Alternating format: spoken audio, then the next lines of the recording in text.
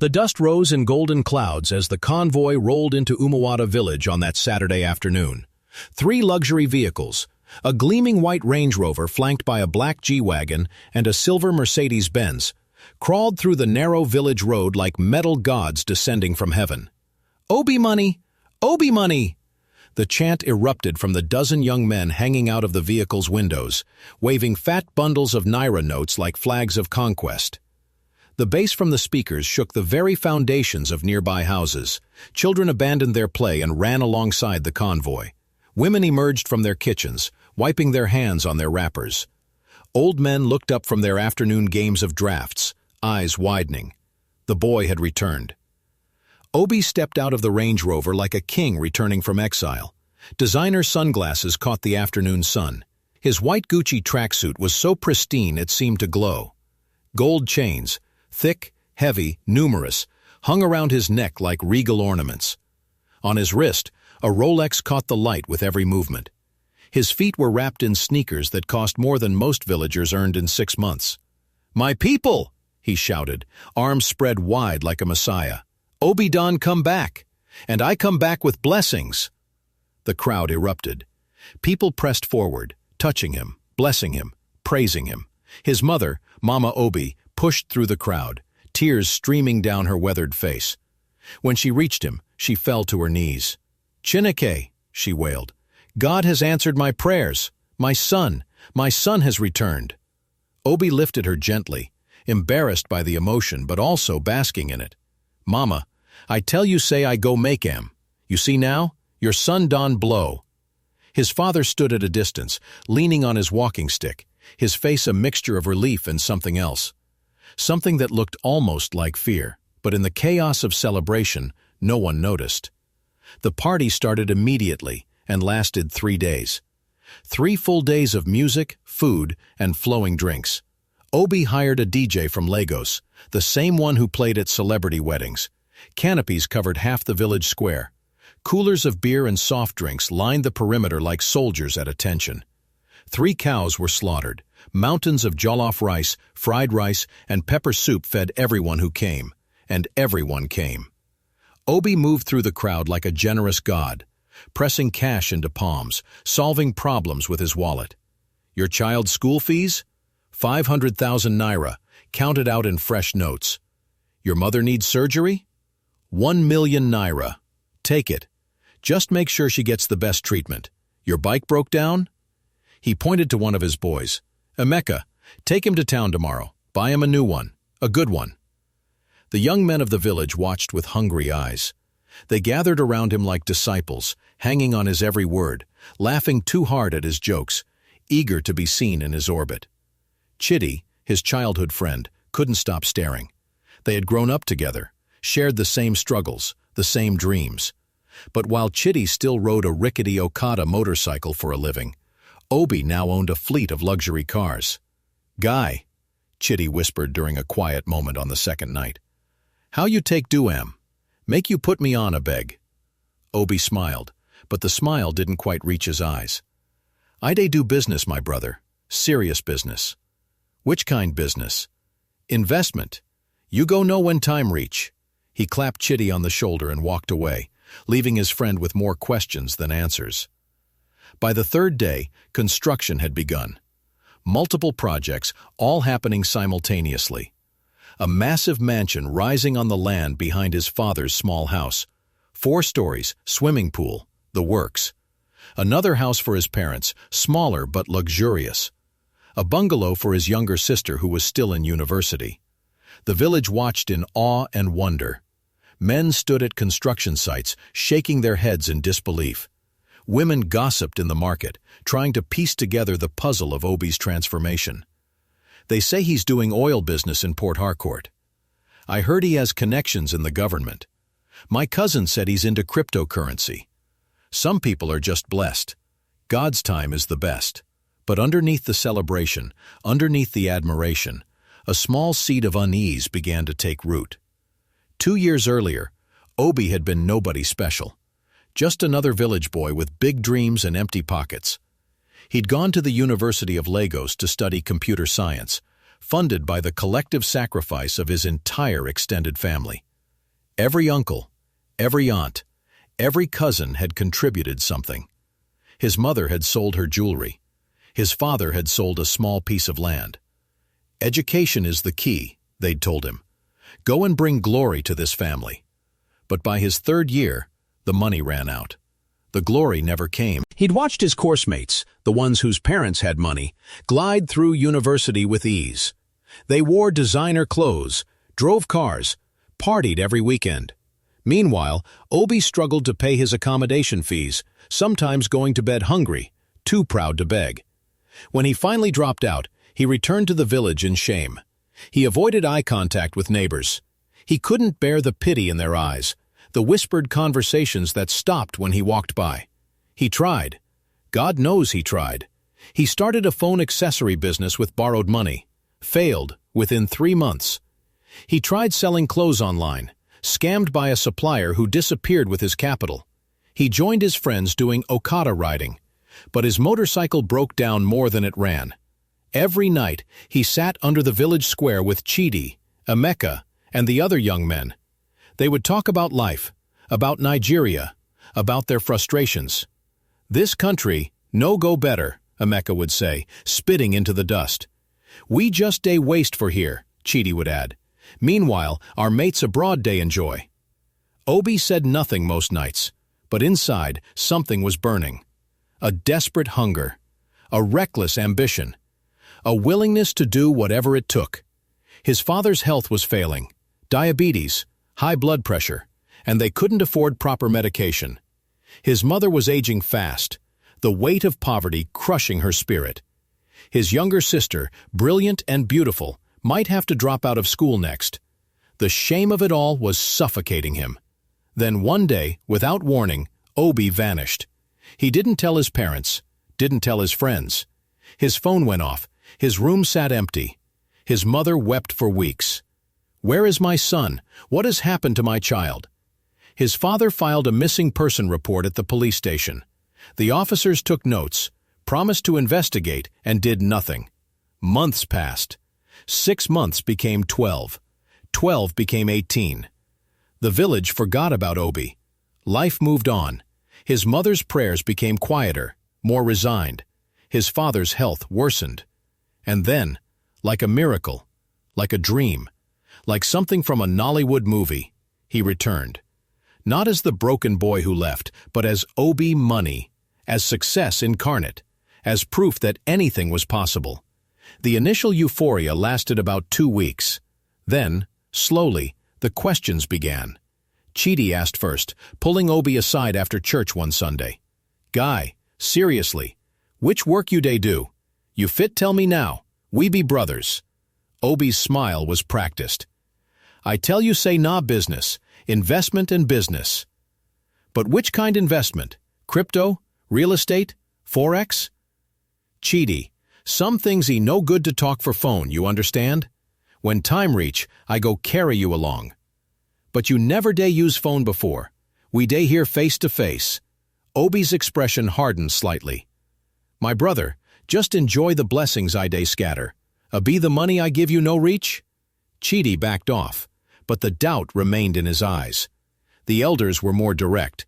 Chief Okoro, the oldest man in the village, stopped Obi one evening.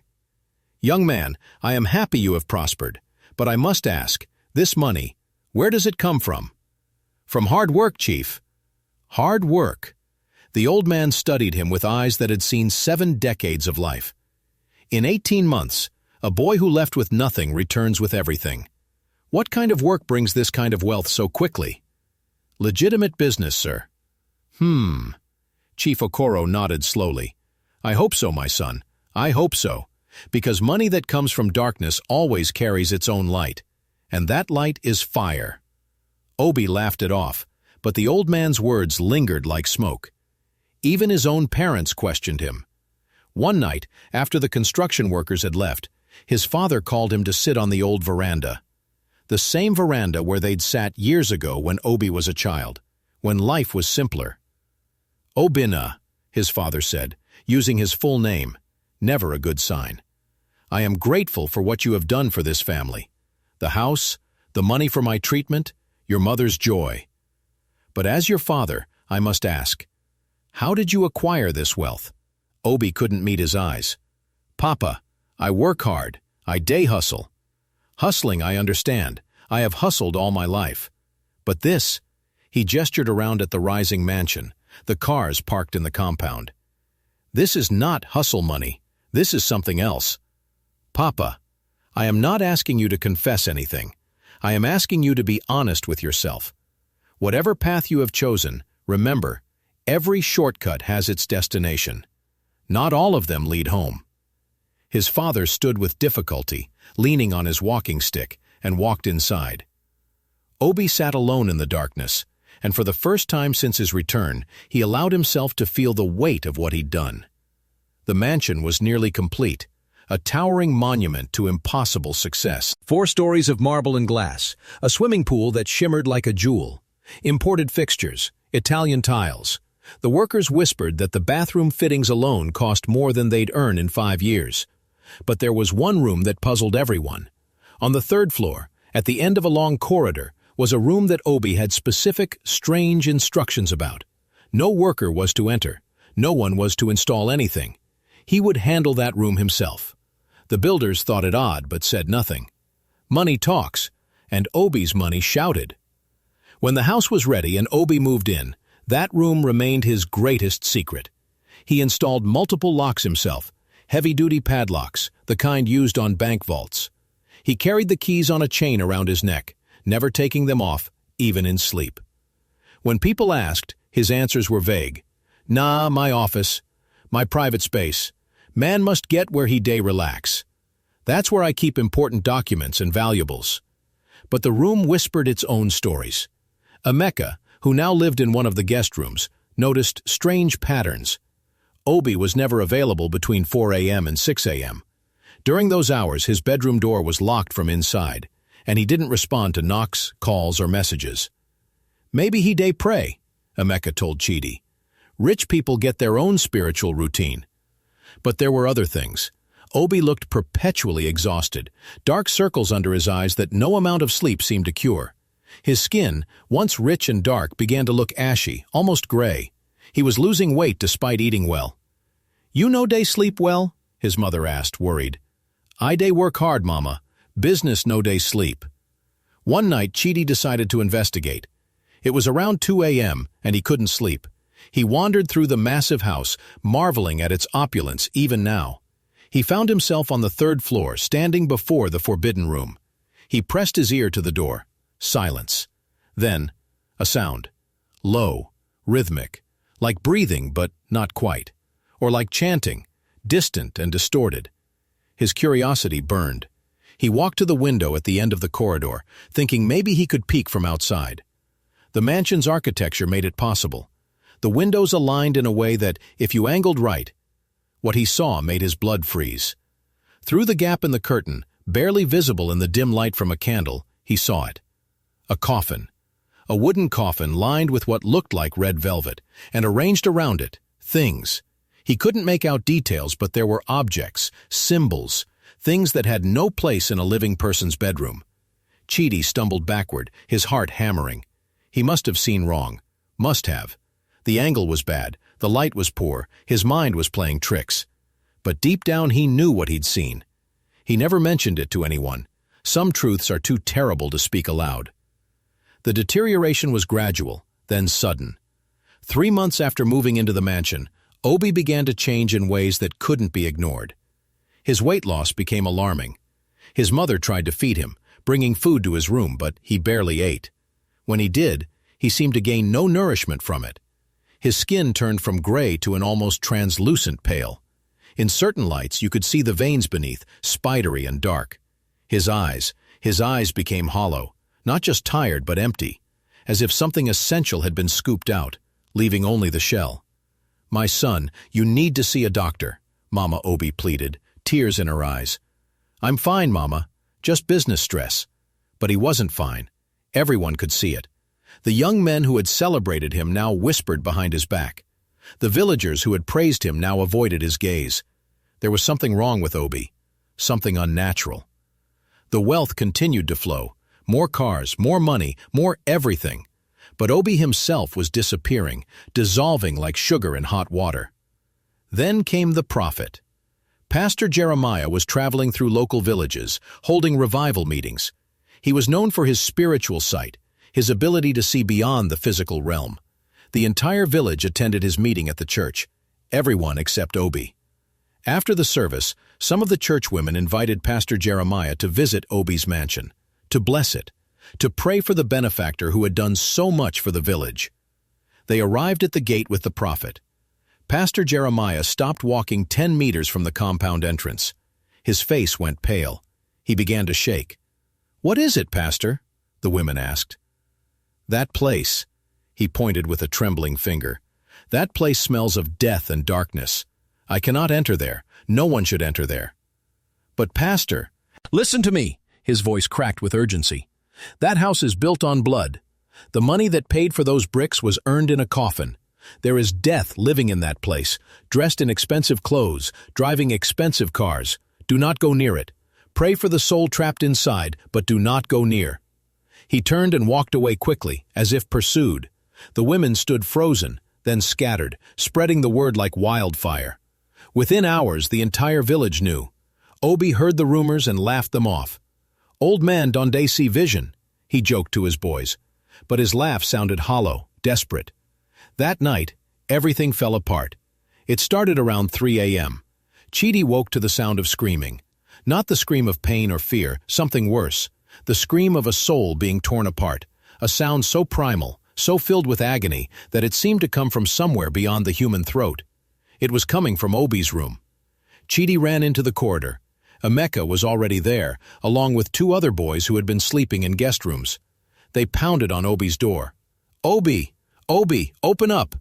The screaming continued. Then came other sounds, things breaking, crashing, the thud of a body hitting walls. "Break it down!" Chidi shouted. They rammed the door with their shoulders, once, twice, 3 times. The expensive lock finally gave way. The room was chaos. Furniture overturned, mirrors shattered, and Obi was in the center of it all, naked except for his underwear, tearing at his own skin, scratching deep red lines into his arms and chest. "They want their payment!" he screamed. "They've come for their payment!" "Obi! Guy, calm down!" Chidi tried to grab him, but Obi's strength was inhuman. He threw Chidi across the room like he weighed nothing. His eyes were completely white, rolled back in his head. "I sleep in the coffin," he wailed. Every night I die and wake up. Every night I give them a piece of my soul. But now they want it all. They want everything." "What coffin? Obi, what are you talking about?" "The room!" Obi pointed wildly at the ceiling, at the floor above. "The coffin room. Go and see. Go and see what I've been doing. Go and see the price of this money." More people were arriving now. Obi's parents, neighbors awakened by the commotion. Mama Obi saw her son and collapsed. "Namo, my child. What has happened to my child?" Papa Obi stood in the doorway, his worst fears confirmed. Tears rolled down his weathered cheeks. The young men ran upstairs to the forbidden room. Using an axe from the tool shed, they broke through the locks. The door swung open. The smell hit them first, not decay but something else. Incense, wax, and underneath it all, something metallic and wrong. In the center of the room sat a coffin, exactly as Chidi had glimpsed before. It was lined with red velvet, plush and obscene. Around it, arranged in a careful circle, were candles, black and red. Strange symbols were painted on the floor in what looked like dried blood. On a small table, photographs, dozens of them, faces of people they didn't recognize, successful people, wealthy people, and in each photograph there was a small mark, like a target. Documents were scattered about. Receipts for payments to addresses in Benin City, known for its occult practitioners. Instructions written in a mixture of English and what looked like ritual language. A ledger listing dates and amounts, money in, life force out. One of the boys picked up a notebook and began to read aloud, his voice shaking. Night 1. Entered the coffin. Felt cold. Woke with money in my account. 5 million naira. Night 2. The coffin is getting familiar. Dreamed of floating. 10 million naira. Night 15. Starting to see things when I close my eyes. People begging. People dying. But the money keeps coming. 50 million naira. Night 30. I don't feel human anymore during the day. But at night, in the coffin, I feel powerful. They speak to me. They tell me I'm chosen. 200 million naira. Night 90. I tried to skip a night. Couldn't sleep. Felt like my chest was being crushed. Had to return to the coffin. They won't let me stop.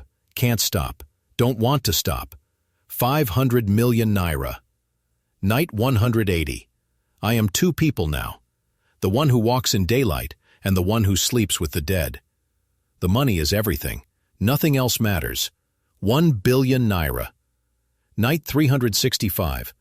I have forgotten what it felt like to be fully alive. But I have everything. Isn't that enough? The last entry was from 3 days ago. They are calling for final payment. I tried to refuse, but you cannot refuse them. The coffin is no longer just where I sleep. It's what I'm becoming. And soon, it will be where I stay forever. Downstairs, Obi had stopped screaming. He was laughing now, but it was worse than the screaming. A broken, shattered laugh that held no joy, no humanity. "You see?" he said to no one in particular. "You see what I did for us, for the village, for glory? I became rich. I became somebody. Isn't that what everyone wanted? Isn't that what we all prayed for?" His mother crawled to him, holding his face in her hands. "My son, what have you done? What have you done to yourself?" "I won, Mama." His voice was a child's voice now, small and lost. "Isn't that what matters? I won." "No, my child. You lost. You lost everything." The fire started at dawn. No one ever knew exactly how. There was no electrical fault, no accident, no logical explanation. But as the sun rose over Umuwata village, flames erupted from Obi's mansion with a violence that seemed supernatural. All 4 floors caught simultaneously. The fire roared like a living thing, angry and hungry. Black smoke billowed into the morning sky, visible from miles away. People ran out into the streets. Some tried to form a water brigade, but it was useless. The flames seemed to resist water, burning hotter when they tried to douse them. And then they saw Obi. He was standing in the 3rd-floor window, the window of the forbidden room. His figure was backlit by flames, and for a moment he looked almost angelic. He wasn't trying to escape, he was just standing there, arms outstretched, face tilted toward the sky. "Obi!" his mother screamed from below. "Jump! My son, jump!" But he couldn't hear her. Or maybe he could and chose not to listen. Those who were close enough said they saw him smile, a real smile, perhaps his first in 2 years. Then the floor gave way, and he disappeared into the inferno. The mansion burned all morning. The swimming pool boiled and cracked. The marbles split from the heat. The expensive cars in the garage exploded one by one. Range Rover, G-Wagon, Mercedes, each explosion like a punctuation mark ending a sentence. By noon, it was over. Where the grand mansion had stood, there was only blackened ruin and ash. The smell of smoke hung over the village like a curse. They never found Obi's body. The fire had burned so hot, so completely, that nothing remained. Not bones, not teeth, not even ash that could be identified as human. The only thing that survived was the coffin. Somehow, impossibly, it sat in the center of what used to be the 3rd floor, completely untouched. Not a single scorch mark. The red velvet still plush, the wood still gleaming. When the firefighters finally entered the ruins, they found it and immediately backed away. "We're not touching that," the captain said. "Whatever that is, it's not natural." They left it there. The villagers buried what remained of the site, covered it with earth, then covered it with cement, then planted grass over it all, as if they could bury the memory along with the ruins. Chief Okoro performed a cleansing ritual. The entire village fasted for 3 days. They prayed for Obi's soul, wherever it had gone. 1 year later, the spot where Obi's mansion stood remained empty. Grass grew tall there, but nothing else. No trees would take root. No birds would nest nearby. Even insects seemed to avoid the place. Mama Obi had aged 20 years and 12 months. She wore black every day, mourning not just her son's death, but his lost soul. She prayed constantly, begging God for mercy on whatever remained of her child. Papa Obi never spoke of it. He simply sat on his old veranda, staring at the empty plot of land, his walking stick in his hand. Sometimes, people saw tears on his cheeks, but he never made a sound. Chitty and the others who witnessed everything rarely spoke about that night. When they did, they spoke in whispers, and only among themselves. The young men of the village still gathered in the square, still complained about their struggles. But now, when someone talked about shortcuts, about ritual money, about blood money, about Yahoo Plus, someone always brought up Obi. You remember Obi money? And that was enough. The conversation would stop. The dangerous ideas would fade. His story became a cautionary tale, told and retold, passed down to the next generation. The boy who left with nothing and returned with everything. The boy who bought his wealth with his soul. The boy who slept in a coffin every night and lost the ability to truly live. The boy whose mansion of success burned like hell itself.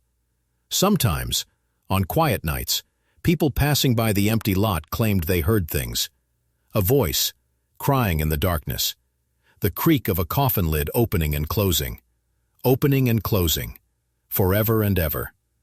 But most people walked quickly past, not looking, not listening. Because some prices are too terrible to contemplate, and some money costs too much to spend.